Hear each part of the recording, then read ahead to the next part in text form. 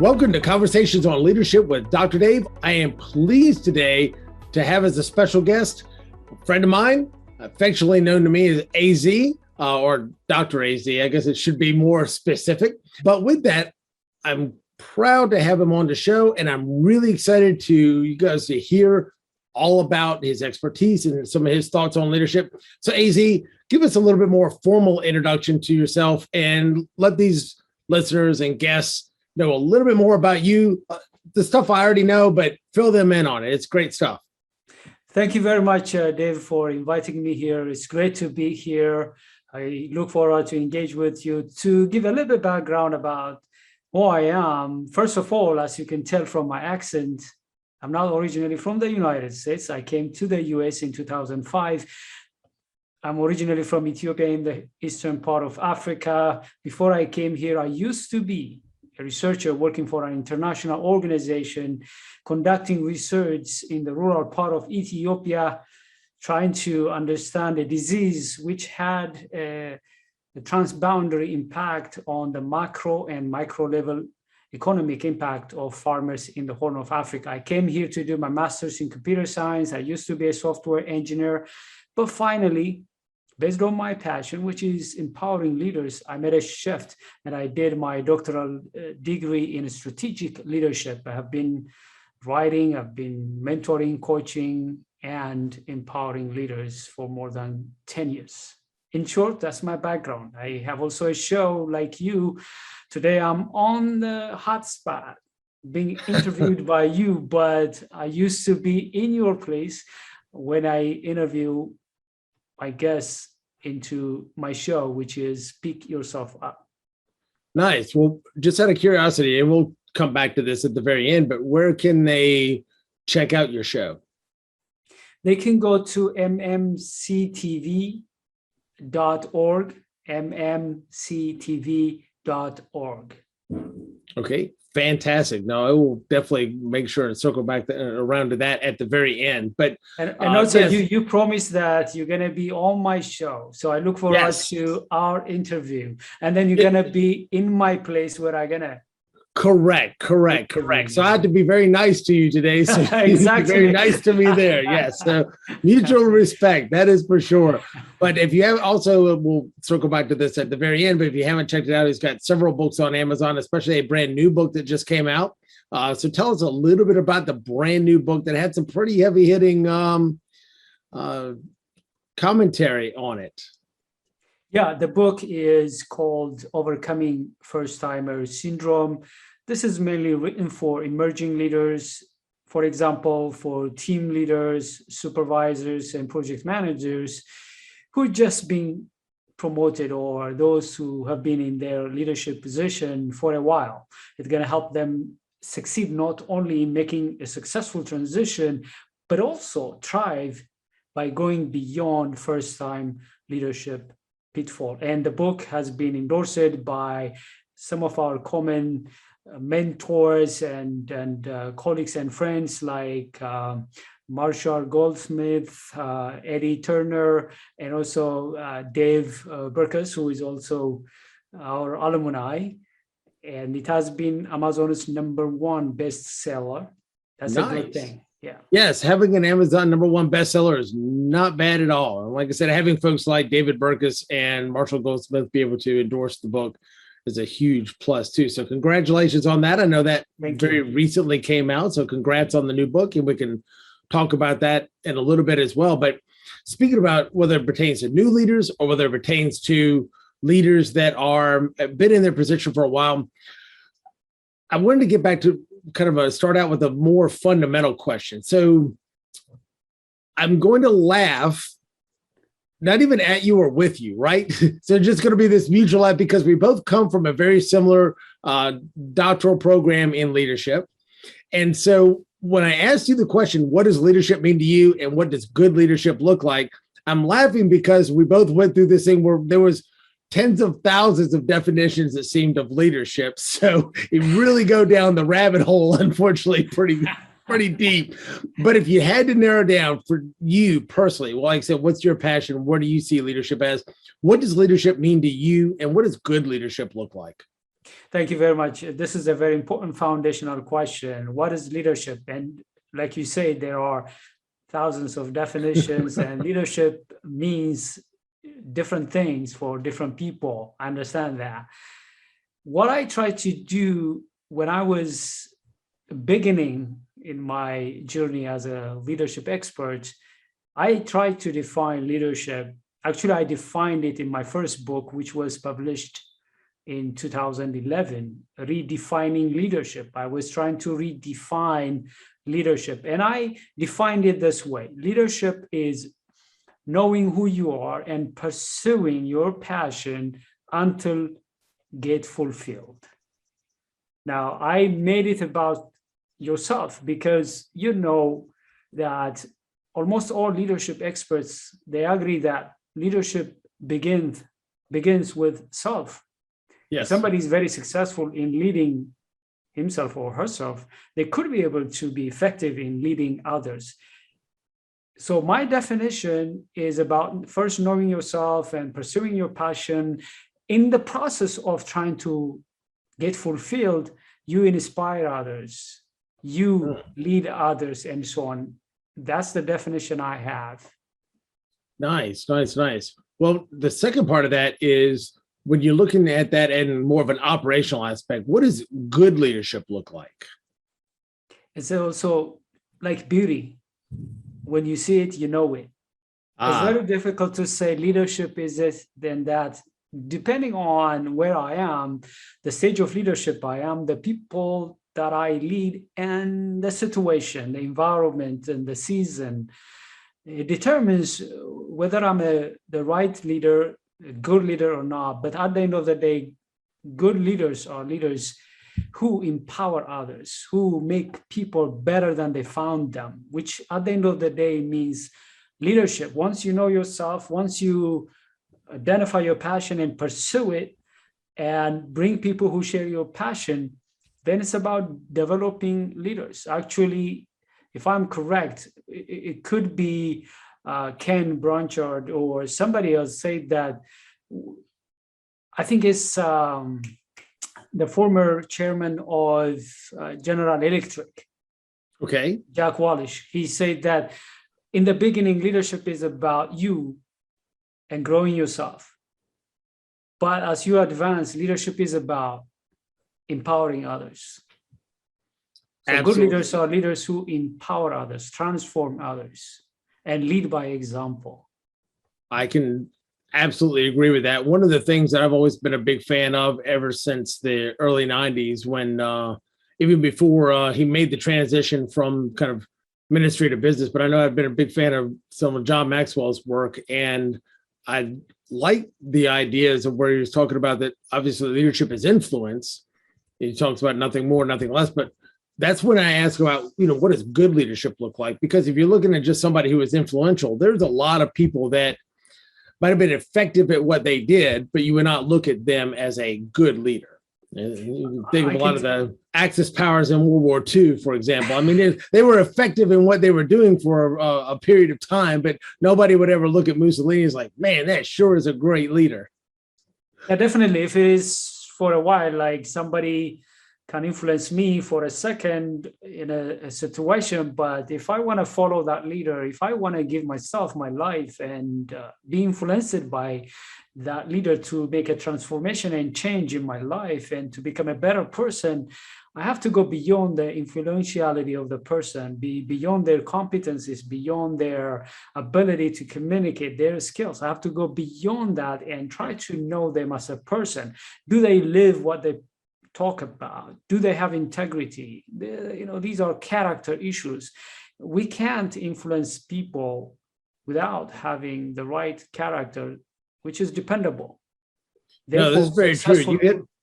You hit on something very important about authenticity, because a lot of times it's not as much about what the leader says as what the leader does. It's a lot like being a parent. I mean, you could tell your kids don't smoke and you're out back chain smoking.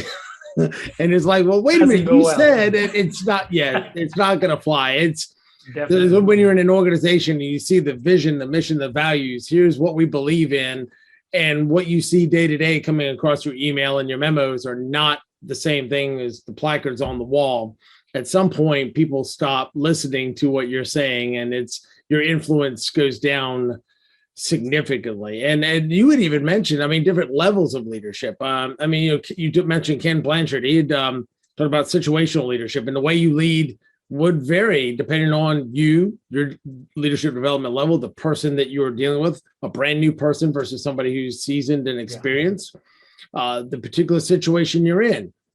Those two first variables could be the same.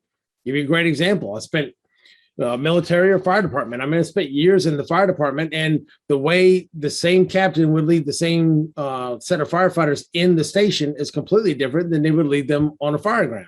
It's just different. I agree. It's on the situation. By the way, you and I know that, yes, to become a good leader, a great leader, it's not easy. No. Even if we describe it here, you and I, we try to be good leaders, great leaders, but it's a process. I like what the First Lady Eleanor Roosevelt said, that character begins with birth and ends with death, which means we need to keep on working on our character until death, which means becoming great leaders and good leaders. It's about working on a daily basis, becoming better, working on our character, making sure that, you mentioned it, authentic, which means we have to be who we are, but who we are need to be refined on a daily basis, on a weekly basis, by working on ourselves. If we work on ourselves and become better, definitely we could be able to influence others. And in a practical way, people could, like you said, like kids, they do what they see you do. Whatever you tell them, be this and do that, it doesn't matter. No. They look at you as an influencer, and you have to lead by example. And it's not an easy thing. We're not saying it can be done, or you can go to school and graduate and become a great leader. You can't. You have to go out there in the field and lead. In the process, get feedback, become better. It's a long journey, but every one of us has a potential to become great leaders. Yes, and I laugh because you hear so many people talk about our leaders born, our leaders made, and here's and I laugh because I heard somebody say one time they'd never seen an unborn leader. So yes, every leader had to be born at some point, but and people have different talents, different propensities for things that they're very good at, and so there may be, just like with sports, there may be people that just naturally talented. They pick up a ball, they can do whatever with it. And then there's some people that work hard to develop that skill. And I think you're right. No matter where you're at, everybody can work hard to develop the skill. And it is a process. Another favorite quote I had heard was, they mentioned about leadership. Leaders are not made in a microwave. They are made in a crock pot. It is something that you can't just put somebody through a 2-day leadership class and now all of a sudden they're, like you said, they're a great leader. It takes time. That's ambitious. Yes, leaders are made in a crock pot, not a microwave. So it takes some time to develop, and you have to, and I love the fact of looking at it as not only you get better as a leader, but you have to develop the junior leaders, the leaders that are around you. And if you're not making them better, and then they're not passing that on for them to develop people underneath of them, then it's all about you, and it becomes, a cult of personality. And then the same thing when Steve Jobs leaves Apple, they got to bring him back because, hey, guess what? We can't make it without it. When Schultz leaves Starbucks, hey, we're not selling as much coffee. We're going down the tubes. We need to bring this guy back. At some point, it's not all about the founder, the owner, the person. It's about developing all the folks around you and creating a system and a culture of leadership, I think. Especially in the 21st century now, unlike in the past. In the past, the great leader, one-man show may work, but 21st century, we have this flat organizational structures and communities. The distance is very narrow now. Successful leaders are the ones that are actually making other leaders better leaders so that they're not at the front. Successful leaders, they lead behind, which means they stay behind, empower others, raise successors, and put these people forward. They give credit to their leaders, especially the ones beginners. And if things go wrong, they take the blame. Successful leaders are the ones that could be able to help their people shine. Those who lead behind the scene by empowering others, especially now in the 21st century. One-man show doesn't work. You can be great and people may celebrate you, but your success cannot last. Like you say, they keep on bringing you. You can't multiply yourself. Correct. Which means it's a failure. Leadership, actually, someone said that a leader without a successor is a failure. Yes, you're absolutely right. You have to be able to create a new crop of leaders that can come in behind you and create that succession plan. And like I said, at some point, if you're not pouring into your people, somebody used an analogy one time about leaders becoming more of a river and not a reservoir, and not just hold it all into themselves. They have to receive and grow as a leader, but they also have to be able to give, as well. So if they're constantly giving and not receiving, they'll burn out. And on the flip end of the coin, if they're constantly receiving and never giving, it's not doing anybody any good. So it's got to you got to be the conduit to flow through that development from you to the next generation down of leaders that are in your organization, I believe. Perfect. So as we wrap up the segment, give us some other examples of what you would consider to be, I guess, effective leadership. We'll change the term. Instead of good leadership, let's say effective leadership. What makes a leader particularly effective in his or her field? I can mention a couple of things. I remember reading a book by Pat, who was the author of the 5 Dysfunctions of Teams, and he talked about the 5 temptations of CEOs. And we all are CEOs for our organizations, our teams, wherever we are. These are the temptations of great leaders. Leaders are tempted. And one of the temptations, I believe, is to find agreement or to try to make everybody agree, or to always avoid disagreements and conflicts and so on.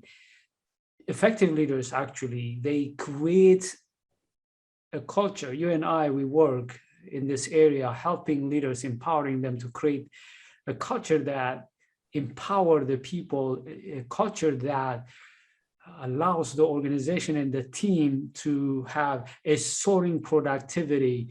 And for your people to be creative, for you to be effective, which means to tap into the potential of all of your people, you have to create the environment. And the environment, one of the things you could do is, if you create the culture, even if even if you're not there, you could lead without your presence. Once the culture is there, it's autopilot. Yes. It becomes your competitive advantage. And one of the ways you create the culture and create a conducive environment to make your people creative, innovative, and to be productive is to allow them to disagree, which means you have to have that courage, confidence, allowing people to express what they believe. And effective leaders have the ability to deal with conflicts. They have the ability to work with people, the people that may not agree with them all the time, especially now. Yes, I was going to say it does create a healthy environment when you can facilitate the conversation of, like I said, people don't necessarily have to agree all the time. That's what leads to groupthink. And obviously we see where that goes in a number of different occasions. But yes, and it doesn't matter just in general. I mean, that is something I think that is extremely important, is to have that ability to have dissenting opinions, different points of view, different ways of looking at the world, different ways of thinking, and it not digress into a pure blown fist fight at the end of it. You can simply get along and actually be able to to disagree and be able to come out the other end and do what you need to do. Yeah, by the way, the foundation is you and I, we heard John C. Maxwell saying that I hire for my limitations, my weaknesses, which means if you are an effective leader, you want to bring people who are going to complement you, which means you bring people who outshine you in certain areas. Absolutely. They have strength and abilities and the skills in the areas where you don't have, but you have to allow them to be who they are. Otherwise, you can't be effective.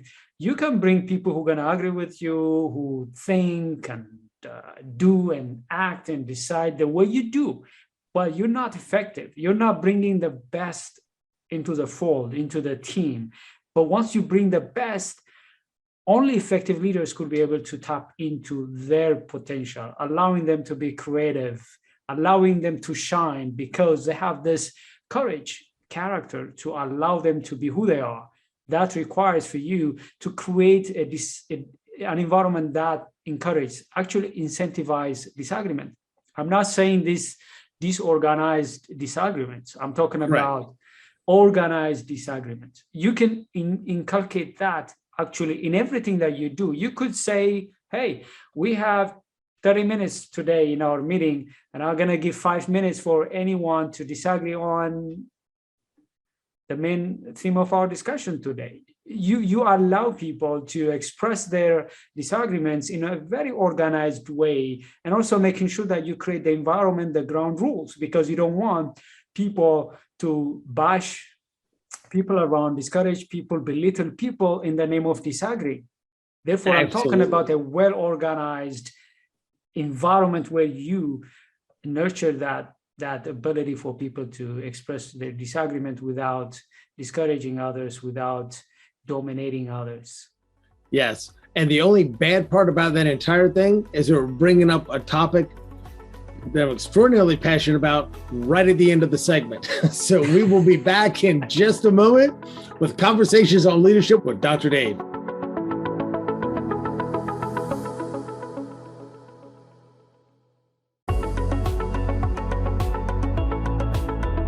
We are back with Conversations on Leadership with Dr. Dave. With us is Dr. AZ, leadership expert, #1 bestseller on Amazon with multiple different books. Brand new book that's come out called Overcoming First-Timer Syndrome, endorsed by folks like David Burkus, who's given tons of talks on Google and is a well-known best-selling author of his own. Some guy I've heard of, Marshall Goldsmith. I don't know. I've heard the name once or twice. So it's some great endorsements, great book. If you're looking for something for your team, especially your first-time leaders, go into Amazon, look up Overcoming First-Timers Syndrome, and pick up the book today. So with that, welcome back to our next segment. At our last segment, we were talking about something I'm very passionate about. We're talking about what I consider is diversity of thought. And when I look at that, is bringing people in, like we mentioned, about that don't think the same, that don't act the same, that like you said, John Maxwell mentioned, that complement your weaknesses. So when you bring folks in, it is truly something where they can, like you said, complement everybody that's there and truly make a stronger, better team. With that, though, I wanted to ask, what is one of the biggest leadership challenges you've had to face? Oh my gosh, I have had. Do you have the whole day? I mean, actually, no. I've got a client meeting, so I don't. But I understand where you're coming from. Yes. So when I was young, I used to struggle with my ego because I thought leadership is all about you and you being confident and leading others, and also telling them where to go and so on. A lot of egos. I overcame that. I'm still working on it, but I have come a long way. I have had also a challenge in listening. I was a talking head and I struggled to listen. But recently, my greatest challenge has been becoming vulnerable. You see, I'm mentioning my limitations, my challenges, because I learned that I need to be vulnerable. And considering from where I came from, in my culture, you've been told, man up. You're not even allowed to cry, for example. In my culture, you've been told, man up, and you've always been told to be courageous, bold, and so on. These are really great things. Yeah, I need to be courageous, I need to be bold, but at the same time, I'm a human being. If I want to lead people who are humans, I have to show that I have a human side, and nobody's perfect. I'm not perfect. Therefore, I have to encourage people to be vulnerable by sharing my limitations and my weaknesses. That was very hard, culturally very hard because of the way I grew up and so on. Therefore, I struggled. And I remember reading a book by Brené Brown. She's an expert in vulnerability and she struggled. And I remember her when her first video that made her popular, when it hit 10,000 views, she wanted to bring it down. She said, I don't want to be vulnerable to all of these people. It's very scary. So for me, I struggle to be vulnerable, not for people very close to me, maybe okay with you and the people around me. But as a leader, I struggle to be vulnerable to a larger audience. That's one of my challenges. Gotcha. Well, what do you, just out of curiosity, what do you see as one of the biggest mistakes that leaders make today as you're working with leaders in organizations? What do you see as one of the biggest mistakes that they consistently seem to make? For leaders to think that leadership is about attitude, mindset, and the skill sets and competencies. And they dive in, go all in to develop the mindset, right, the attitude, and they go out, develop their competencies, neglecting the most important part of leadership, which is your personality and your character, especially in times like this one. It's a crisis. Only leaders who have solid character could be able to influence in times of crisis, because in time of crisis, there are a lot of challenges. You don't have enough data, everybody's scared, there is a stress, a lot of pressure coming on people.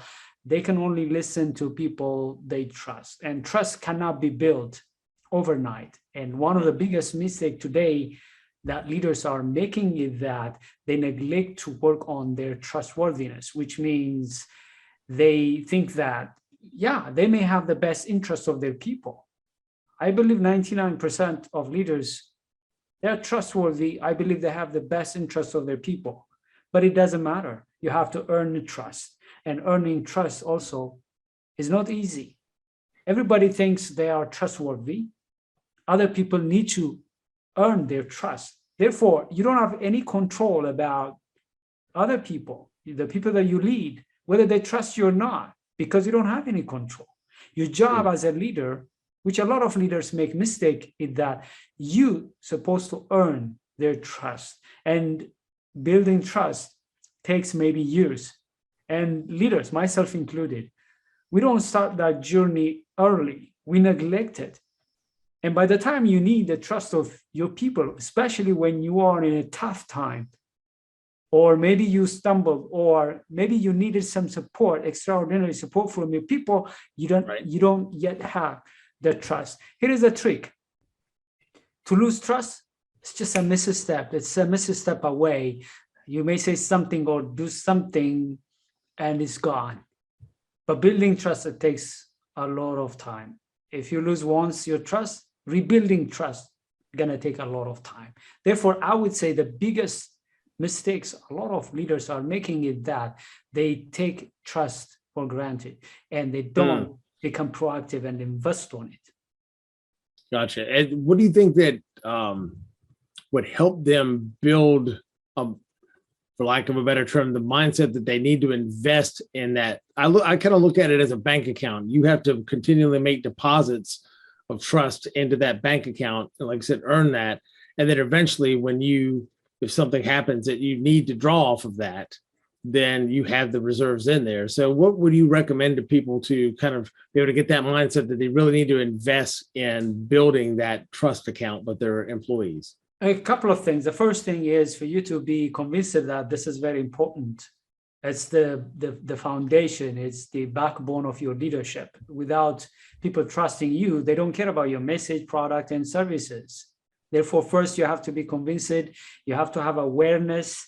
You have to make audit and figure out what might be sabotaging your trust. As I said, 99% leaders are trustworthy, but there are things that may sabotage them. So they should begin first by being proactive, by believing that's important, by auditing. And then trust is a two-way street.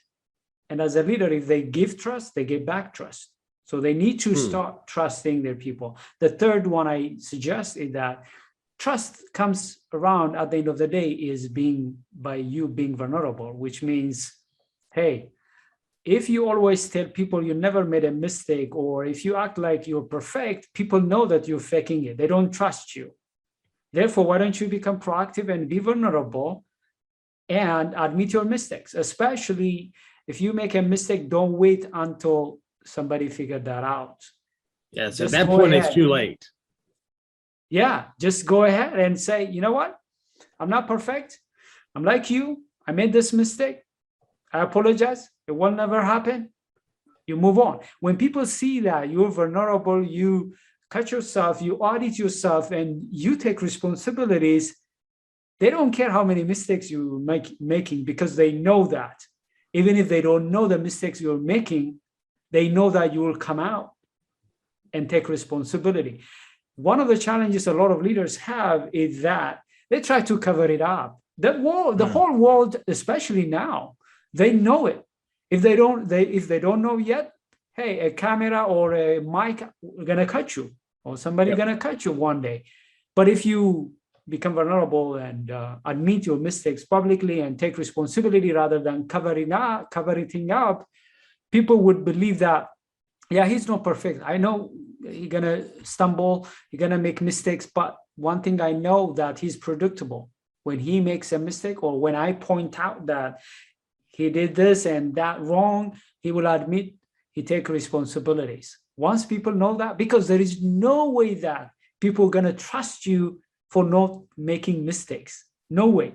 They know you're gonna make mistakes, but people need to trust you that you're gonna take responsibility. You don't wait until you're exposed. If you do that, you could be able to build trust.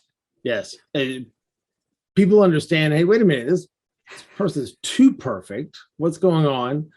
And also on the other end of it, you're absolutely right. It's one of those, it ends up being, and I hate to bring in the example of politics, but I will bring in an example of politics since both of us are relatively close to the DC metro area. It's not the crime, it's the cover-up. So as you put it, politics, it's not the mistake that's going to drown you, it's the cover-up of the mistake that's going to hurt you the worst as far as eroding trust. So makes perfect sense. So we will be back for our last segment, and I've got a couple of great questions for you. And we will return to Conversations on Leadership with Dr. Dave on KLDR Online Radio. All right, welcome back to Conversations on Leadership with Dr. Dave.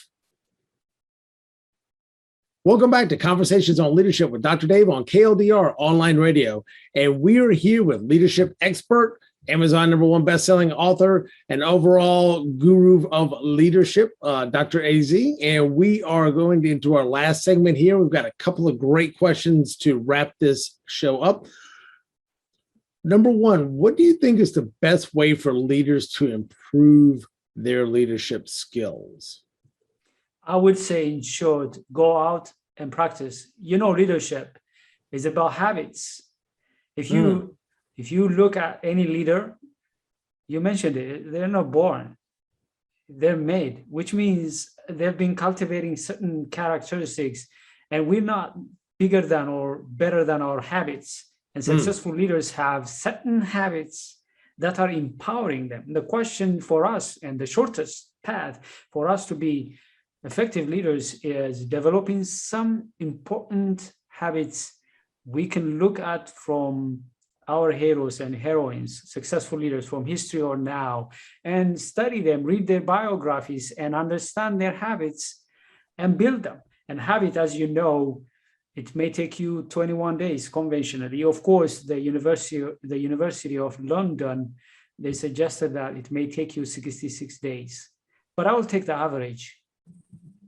3 weeks, 6 weeks, but maybe 4 weeks. If you identify certain habits, important habits, and if you spend, let's say, 4 weeks, go out there, practice, get feedback, and learn until they become your habits, until you feel like these are your comfort zone, until you master them relatively, I would say you become successful, let's say, within 4 weeks. once you build those habits, you start to be successful. Of course, you have to keep on refining your habits, refining your competencies, but that's, I think, the best way. Just find out the right and effective habits of leadership relevant to your call, relevant to your assignment. Develop those, go out there, practice, get feedback. And you know very well that at the end of the day, if you want to master something, you have to go that 10,000 hours at the end of the day, or 10 years.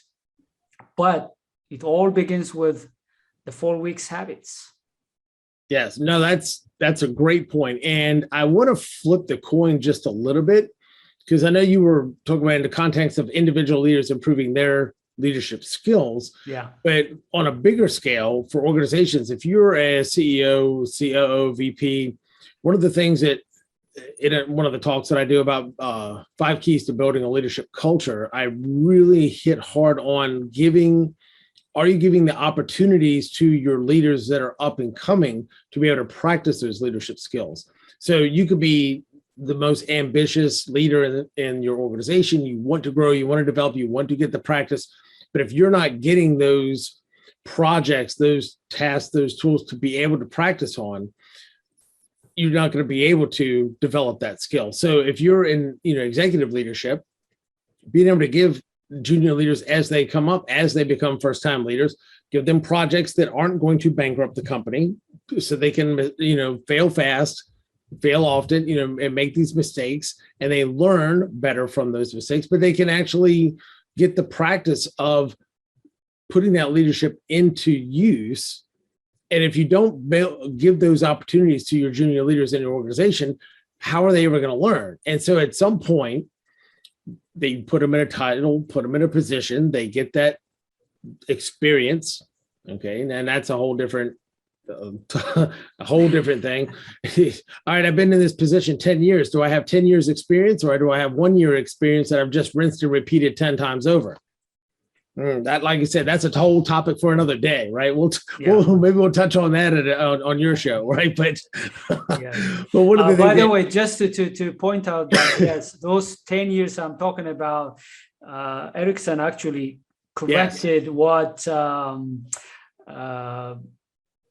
I'm trying to remember the name of the author who came up with the 10,000 hours. I think Malcolm Gladwell was talking about it, but it was Eric Erickson's research. Yes, if you spend 10 years, according to Malcolm Gladwell, you may not be successful, but Erickson, who was originally conducting those research, he came up with a book, and he explained that you have to work on the thing that makes you unique, for the thing that you have talent. But I want to reinforce what you said. That's very important.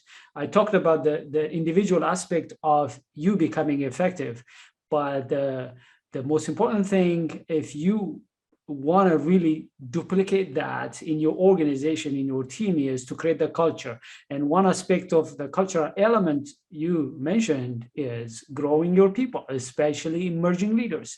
And that's why I wrote the book. And I have an emerging leaders program that focuses on young, upcoming emerging leaders. And you mentioned some of the things that senior leaders could do. One of the things you mentioned that must be practiced to grow your people is delegation. And a lot of senior leaders, they have some justifiable reasons. They may think, I do it better than them, or, they don't have the qualification, I don't want to mess it up, and so on. Leadership is not always clean. And if you want to grow your people, if you want to share what you know and raise successors, especially young ones, you have to let them practice. I mentioned habits. So they can't develop those habits unless you delegate them and give them opportunities to practice. And I agree with you. The larger approach of making your organization effective is raising enough leaders and give them opportunities, platforms for them to be successful, to practice. They can make mistakes. You can coach them, mentor them, but that's the best way to have effective leadership at the larger scale, organizational level. Absolutely, because I think it's both ways. You don't just bring in somebody to, let me teach my brand new leaders how to be good leaders, and you not have to put into it as from the executive level, because it's just as much work on your end to be able to give them the tools, the projects, the things that they can actually work on to be able to practice that leadership, as much as it is. It's almost frustrating to send somebody to a class, send somebody to a method of learning where they learn what to do, and you never give them the opportunity to actually do it. I know this sounds strange to some aspect, but I remember when I left my job as a full-time paramedic for the city, and I went over to the fire department, and I remember halfway through rookie school, by the time they had finished teaching us about fighting fire and firefighter, it's like, at some point, if you don't get us in a burn building and we can actually practice this, we're going to burn this building here down so we can practice. It's like, you can't keep training us on what to do and not give us the opportunity to go out and practice those skills and do it. And it's the same frustration with leaders. You can send them to all the leadership classes I believe you want, but if you don't give them the opportunity to practice those skills, it's done nothing but frustrate them, and they're going to look to go somewhere else where they can. So final question for the segment, final question for the show. Tell our listeners how they can connect with you, how they can get your book, a little bit about programs. Just tell us how we can tap into all that Dr. AZ goodness. Dave, for our next show, I have an idea. We can talk about feedback, because leaders, by providing feedback, they could be able to help their people improve and become better. But we don't have time to talk about that. To let people know how to find me, they can just Google me, Assegid Habtewold. They can find me on social media. They can find my books on Amazon. My focus right now is on emerging leaders, but I also design and deliver programs for middle and executive leadership. Therefore, they can reach out to me. They can use my email, info@successpws.com, info@successpws.com. Okay, info@successpws.com is the best way for an email to get a hold of Dr. AZ. And like I said, if you look up on Amazon, Overcoming First-Timer Syndrome, you will be able to find his book. And if you click on his channel, you can see the myriad of books that he has written. So like I said, congratulations on the latest book. Very happy to see that be a #1 bestseller. Congratulations on that bit of success. And yes, we'll have you back on this program. And I know you'll get the chance to put me on the hot seat on your program. And we will have a lot of fun with that. But with that, thank you so much for being here today and answering some of these questions and sharing a lot of your expertise on leadership from your perspective on strategic leadership. And with that, I thank all our listeners for being online today for on KLDR online radio. And we will see you next time with Conversations on Leadership with Dr. Dave. Take care.